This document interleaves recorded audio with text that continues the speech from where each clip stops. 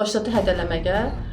Mənə dedi ki, siz məni şəhərə atırsınız, sizi məhkəməyə verəcəyəm, təzminat alacağım sizdən. Kanalımıza müraciət edən Dilşən Əliyevanın qızı bildirib ki, anasının müalicəsi ilə bağlı dəfələrlə aidiyyəti qurumlara müraciət etsə də nəticə olmayıb. O məsələnin ictimailəşdirilməsini və obyektiv araşdırılmasını xahiş edir. Vətəndaş bildirir ki, 2023-cü ilin iyul ayında nervopatoloq Günel Hacıyevaya xəstə üçün yüksək dozalı dərman müalicəsi təyin olunub. Müalicənin 5-ci günündə xəstə pisləşərək koma vəziyyətinə düşüb və Sabunçu Tibb Mərkəzinə reanimasiya şöbəsinə yerləşdirilib. İddia olunur ki, dərmanlar düzgün təyin edilməyib və nəticədə daxili orqanlar toksik zədələnib. Bir neçə mütəxəssis Steven Johnson sindromu diaqnozunu təsdiqləyib.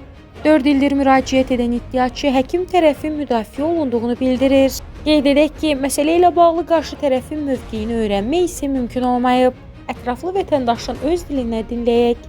Mən zərər çəkmiş Əliyeva Dilşənin qızı olaraq bildirmək istəyirəm ki, Zahir Baxşev verilişində nevropatoloq Könül Hacıyevanın yanına anamı aparmışam. Azərbaycanda bir nömrəli həkim kimi reklam etdiyi həkimin yanına və anamın müalicələrini yoxlamadan, analiz götürmədən aşağı dozalar olaraq bir dəfəyə yüksək dozlu dərman yazıb və onunla bağlı da anam gəlib 5-ci günü halı pisləşmişdi müalicəni. Bununla bağlı həkimə müraciət etmişdim ki, anamın vəziyyəti pis olur.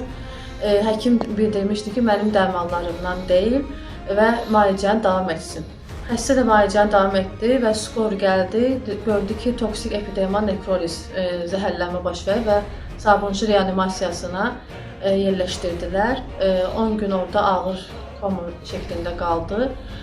Konsultasiyaya müxtəlif həkimlər gəldi, müayinə etdilər. Allergiya dəqiqləşdirilməmiş allergiya ilə yerləşdirmişdilər. Sonra dəqiqləşdirdilər ki, toksik epidermal nekroliz diaqnozu Steven Johnson, yəni dərman zəhərlənməsi olmuşdur. Bunu da o vaxt nə toksikologiya götürdü ki, vəziyyəti ağırdır, şəkəri var, xəstə öləcək. 5 nömrəli xəstəxana da götürmədi ki, remontda idi, məcburi Sabunçuda reanimasiyada qaldı. Mən oradan həkim Könül Hacıyevaya zəng vurdum, köməkçisinə bildirdim ki, bəs xəstə vəziyyəti pisdir, getirim xəstəni özü müalicə orada eləsin, yəni pulu ilə. O bildirdi ki, xəstəni tələb etmək ilə bizdə ödəniş günü 1800-dür, Kəpəz Hospitalda işləyirdi həkim o vaxtları. İndi isə oradan onu çıxartdılar və mən də məcbur oldum, köməkçi mənə pis danışdığına görə prezidentə yazdım, Səhiyyə Nazirliyinə yazdım. İndiyənə kimi bu şikayətə yəni baxılmır. Siz hal-hazırda bayaq kadrdan qabaq qeyd etdiniz ki, onunla bağlı, o rəylə bağlı həkim Könül Hacıyeva fikir səsləndirib. Bəli. O hadisə necə baş verib? Qısa bir dənə zəhmət olmasa. O vaxtları mən şikayət yazanda Könül Hacıyeva zəng vurmuş Sabunçunun müdürü Nurangiz xanıma zəng vurmuşdu ki, həkimlərin yəni adlarını istəyirdi. Mən vermədiyimə görə zəng vurdu ki, qız şikayəti götürsün. Yoxsa çıxıb ATV kanalında onu həkimləri biabır edəcəyəm ki, mənə şəhər atırsınız. Başladı hədələməyə. Mənə dedi ki, siz məni şəhər atırsınız, sizi məhkəməyə verəcəyəm, təzminat alacağım sizdən. Mən də bildirdim ki, bəs qoy əsas anam sağalsın, sizi mən məhkəməyə verəcəyəm, onu bildirdim. Aydındır. Siz buradan media vasitəsilə aidiyyəti qurumlarına çatdırmaq istəyirsiniz.